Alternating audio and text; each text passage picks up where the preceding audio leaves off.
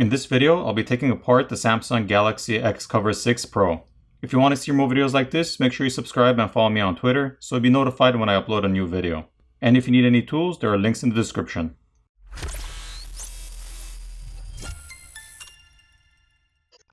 The XCover6 Pro is a rugged phone from Samsung which has a removable back plate as well as a removable battery. So to begin, we'll remove the back plate as well as the battery. Here's a better look at the plastic backplate. On this side, there's a rubber gasket to keep water from getting inside of the battery compartment. There's also some graphite film to help transfer heat. Here's a better look at the 4050 mAh battery. Battery replacements will be extremely simple since there's no adhesive to pry off, and the battery can just be lifted up and removed. If you have a SIM or memory card inserted, now would be a good time to remove it. There's also a liquid damage indicator sticker, which is that white sticker. Now we'll need to move to the front of the phone where the screen is. Heat needs to be applied to the front of the phone to loosen up the adhesive underneath, and then we'll be able to use a plastic pry tool to pry the screen off. The screen can now be lifted up from the top. At this point, there's a cover over the connectors which needs to be removed. Now the flex cable can be disconnected.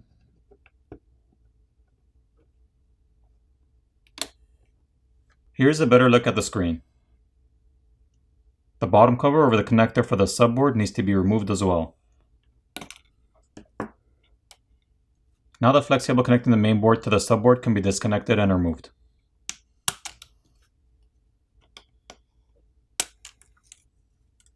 There are 14 Phillips screws which need to be removed. The mid-frame can now be lifted up and removed.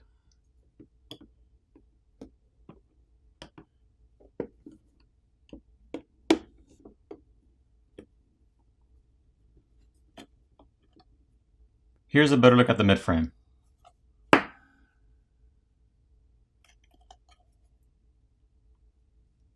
There's some graphite film which is covering the vapor chamber.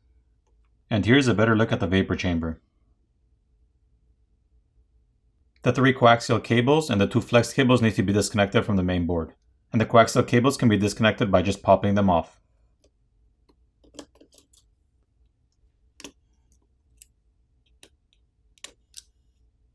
There are 2 Phillips screws which are holding down the main board. Now the main board can be lifted up and removed. On this side of the main board, there's a secondary microphone, the 13 megapixel front-facing camera, the proximity sensor, the connectors for the back cameras, as well as a graphite pad over the shields. The connectors for the cameras can be disconnected by just popping them off. Once this graphite pad is peeled back, we can see thermal pads on the processor and this chip over here. Looking at the other side, we can see the 8 megapixel ultra-wide and 50 megapixel main camera. None of the cameras have OIS or optical image stabilization. The dual LED flash is located here, and the flex for the SIM and memory card reader is located here. There's a single Phillips screw holding on the headphone jack that needs to be removed.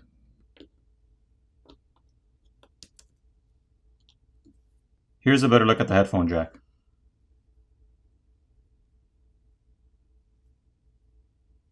Now there's a single Phillips screw which is holding on the subboard that needs to be removed.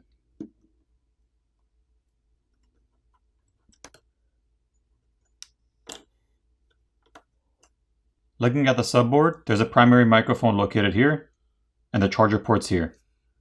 Here's a look at the other side. The speaker assembly can now be removed.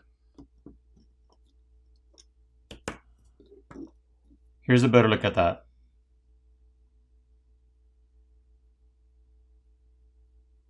There are rubber gaskets over the speaker openings and the microphone openings.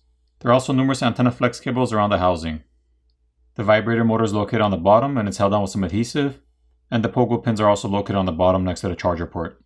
If you needed to replace the flex cable for either of the buttons, the mid portion of the housing separates from the border, so you'd basically have to pry the border off from the midsection.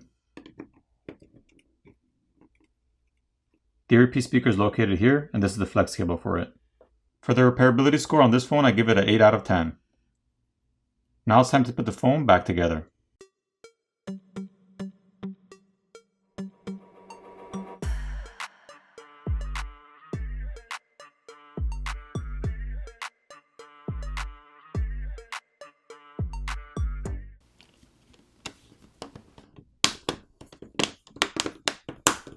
flip it around, power it on, and you're done. I hope you enjoyed this video, and I'll see you in the next one.